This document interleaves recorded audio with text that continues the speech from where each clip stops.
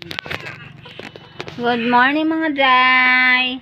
Yan mga day. Ngayon pa lang ako nakapag-vlog mga day. Galing kami ng ospital. Na sa sobrang nervous ko, di na ako nakapag-vlog. Nakagat ng tuta yung aking bunso. Pina-inject ko siya mga day. Wala pa mong libreng walang libreng gamot sa ospital.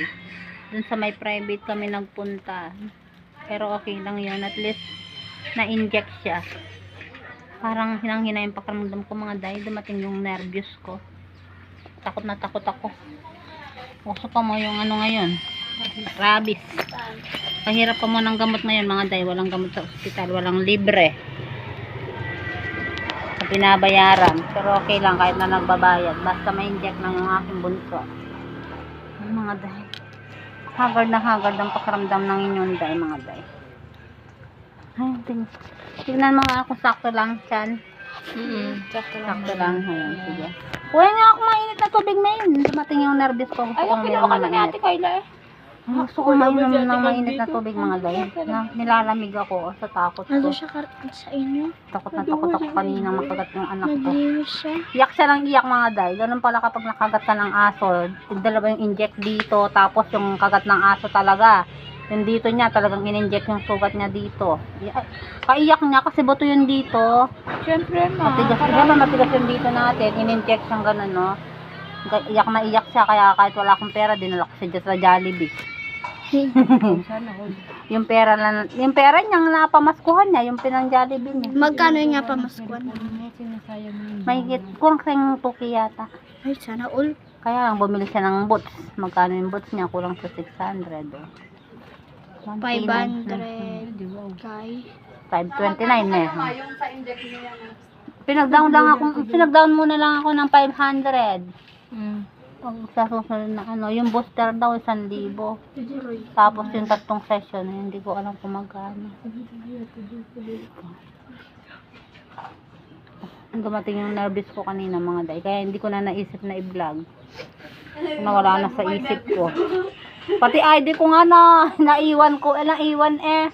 Kailangan ng ID at saka yung baby book ni Lele. Kailangan pala yun sa private na doktor. Kaya hindi ko nadala. Sa susunod na lang daw. Pinapirma na lang ako para sa susunod. Gusto ko na lang ibigay. Ngayon siguro mga day, hindi na siya hahawak ng tuta.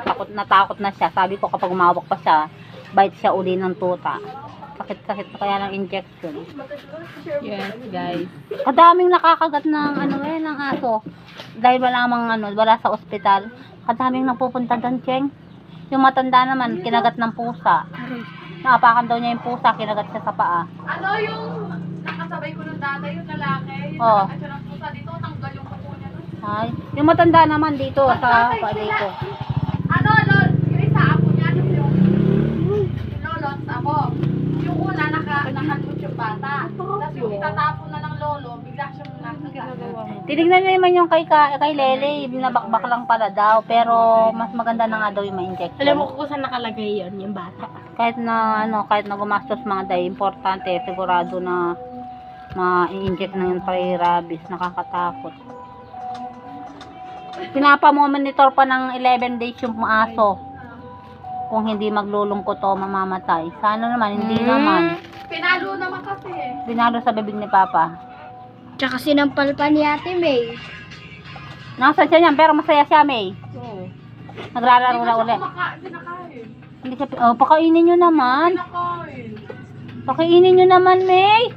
Kayo kaya yung hindi ko pakainin. Siyempre nabigla lang yung tuta, kaya kinagat Si niya. Lele kasi, hindi naman tinatawag, dinalakman. Oo, dinakma na lang niyang bigla. Kaya kay si Lele kay Oo. Ngayon, no daw sa hawak dog. No na daw. Ayaw daw na hawak dog. Hindi na siya maghahawak ng Ayaw na dog. daw niya hawak dog. Bite daw kasi siya ng dog, mga day. Nagka-phobia na siya. Mas maganda na din yung gano'n. Para hindi na siya naghawak ng aso. Nakakatakot. Bang magtanda ya mami. Wala ka ng ampera. Nagkakaroon pa ng abarya. Basta okay lang yung anak ko. Walang problema. Kahit walang pera. Wala ka rin mga niya day. kanyan mami. Yung mga day, mamaya na lang. Ay tugtog. Hanggang hali mga day. Kain po tayo.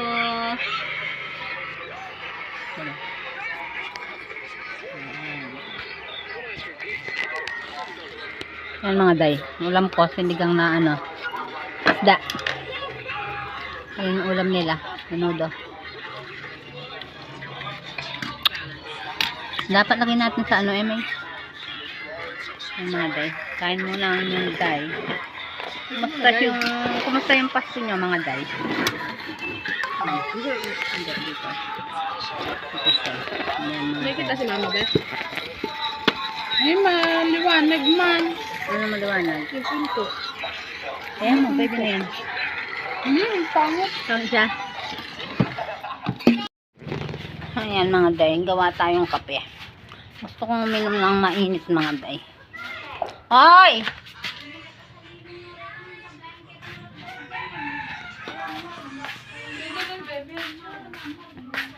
Ngayon man makinay pala. Gawa tayong kape mga day. Gusto kong uminom ng mainit na kape. Kape-kape muna tayo mga day. Parang nanghina yung pakiramdam ko kanina mga day.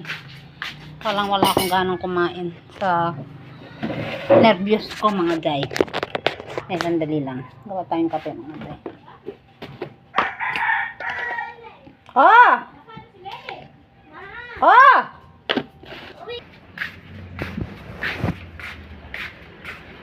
Yan. Kape tayo mga day.